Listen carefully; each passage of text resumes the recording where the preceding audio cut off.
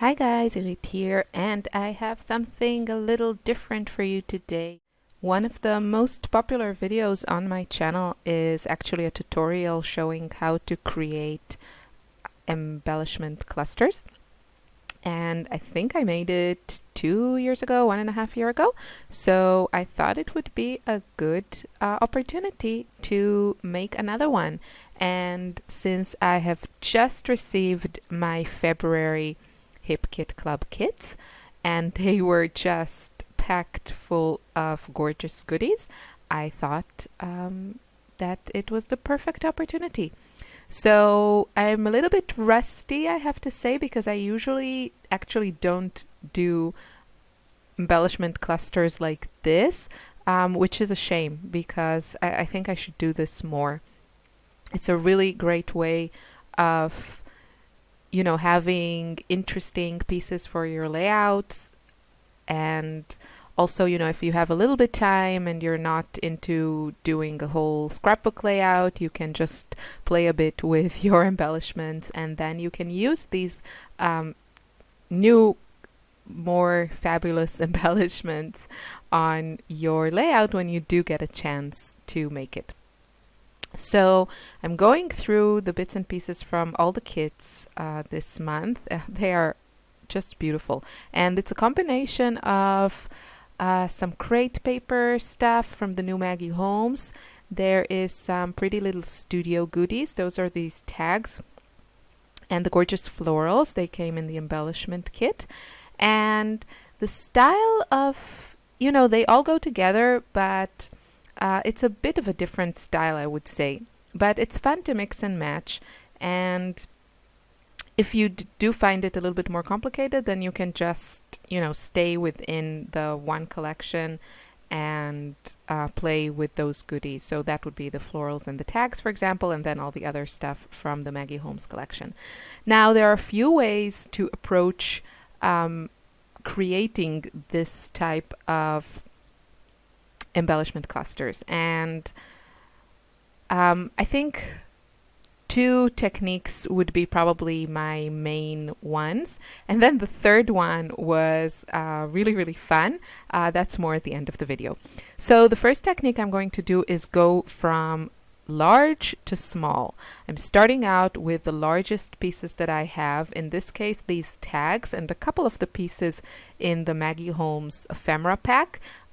Usually ephemera packs have a variety of sizes, so that works really well. You can combine them and start from the large ones and go to the smaller bits and pieces. So that would be one way, and many times I go with a very narrow color scheme. So I would almost do a monochromatic scheme. You don't have to go with that for the whole thing, but it really helps, especially at the beginning, because it significantly narrows down your choices. So for example, the one I'm making now in the middle, I went with a yellow color scheme, and you can see that there are also different colors there, but every piece I used, yellow was the main color. And that made it really easy because I just had less choices. So once I have the main pieces there, I also added some of the tiny word stickers and these foiled little shapes from Pretty Little Studio as my final touches to that cluster. So go from big to small and do a monochromatic or a very narrow color scheme. Those make it easy. Sorry, I grouped these three pieces and ran them through my sewing machine.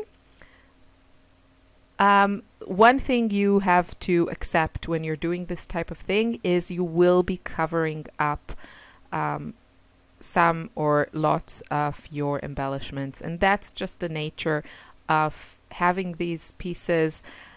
Personally, especially, if you get kits and, you have a lot of product, then I love just using it. And I always find that, if I need something, I can make it work somehow, and I never find myself without, a piece of paper or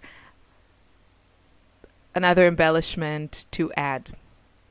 So that's just a part of the layering process. You can chop some pieces a bit, the parts that are not showing. You could cut them and kind of gut your layers there and use them somewhere else. But you can see I have so much to work with, so I'm not worried about it. And what I also like to do is, for example, the one that I'm working on right now, my largest piece is this big tag that is quite dark, and it's not a piece that, first of all, it's not my favorite from this pack, and also I find dark colors hard to work with. So these pieces are really perfect to just be a layer. You can only see a little bit. It adds a lot, but it's still not the main thing. So you get a lot of use out of it, but still you don't see a lot of maybe something that is not completely your style, or something you find challenging to use.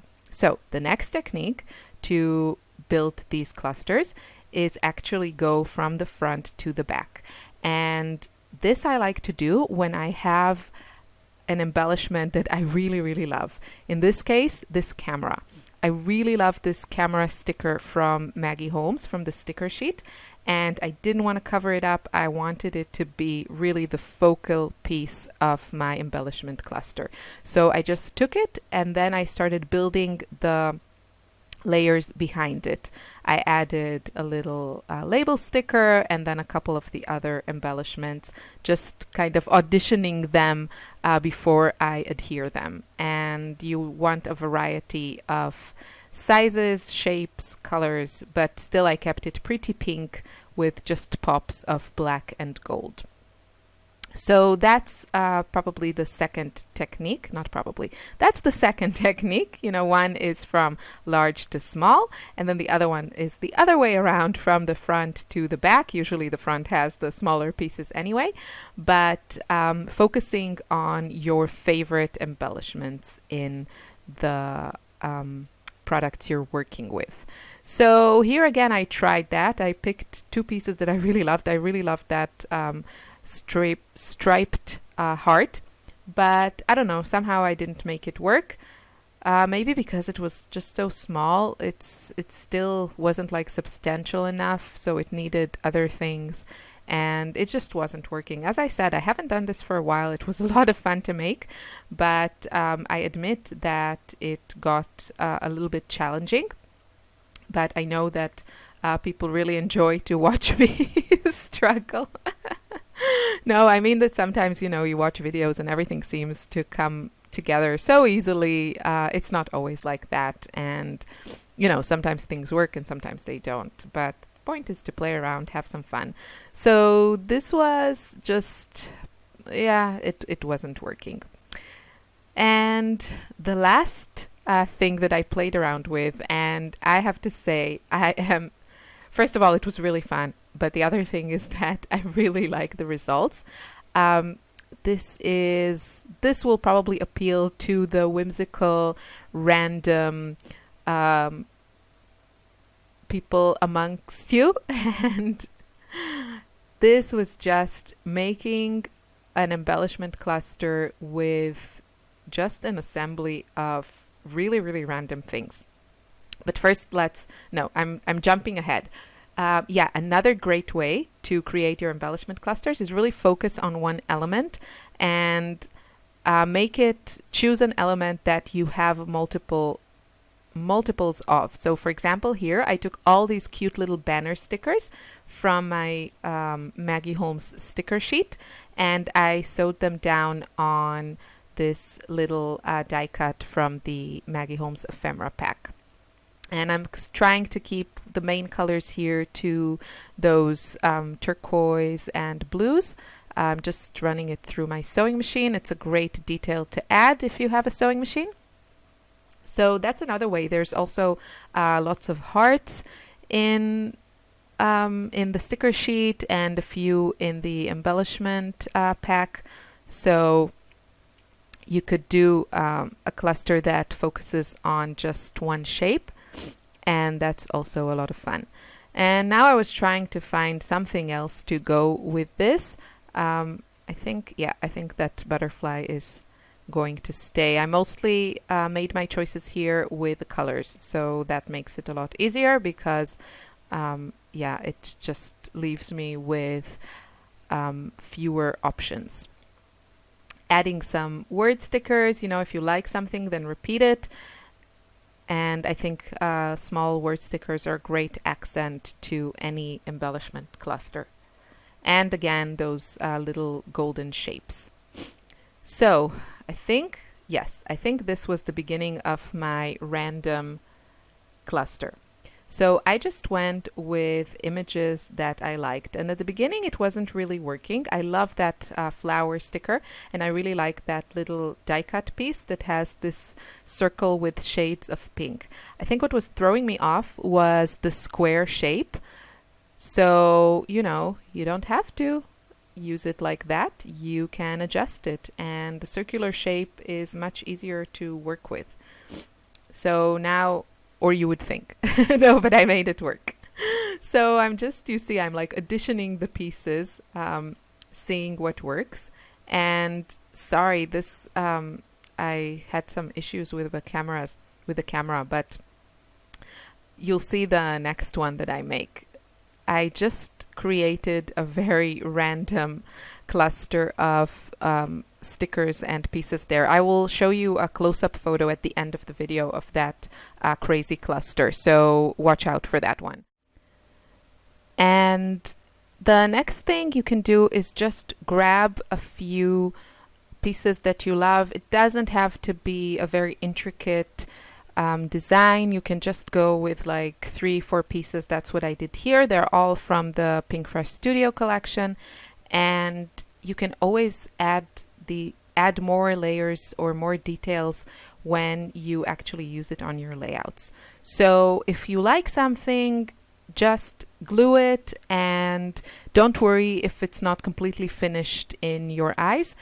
You can always add more to it. So I think this will be the last one. And oh, you can also, I think this one needed like a little bit adjusting because it was a bit crooked. This dimensional embellishment from the Maggie Holmes pack. And I really liked that floral piece. So again, I'm starting from the pieces that I like better and gradually adding. That bird freaks me out a little bit, I gotta say. I think it won't make it to any of my projects because it's a little bit weird. So I also really like this little piece of die cut that says, "You are something, my dreams come true," something like that. And that ribbon piece actually was shaped perfectly to glue it on top of that little die cut without blocking the words. So that worked really well. And that sticker will go back. It just doesn't work. Sorry about the lighting. It was in the afternoon and I think some miracle happened and the sun was actually shining. So I'm just adding a few bits and pieces to this. This was another one of those random embellishments, but you can see that the colors are also, it's a very limited color palette. I'm mostly staying with pinks and those pops of it's not really green, I guess. It's kind of a teal color. So trying to use that bird, I think I don't use it. But looking for pieces that will work. This is already actually kind of big, so I'm not really sure what else will stay. I think I just, at some point, I just left it as it was. I really like that round frame with the ribbon on top of it. Oh, I made a photo because I wanted to remember that I liked that combination. I wasn't completely sold on it, so I didn't take it off. But that rabbit. Yeah, again, trying to work with the pieces that I like, but I think that's it for this time. I think I decided to quit while I was ahead. Thanks so much for watching. I hope you enjoyed this tutorial. I wish you a lovely day. Bye.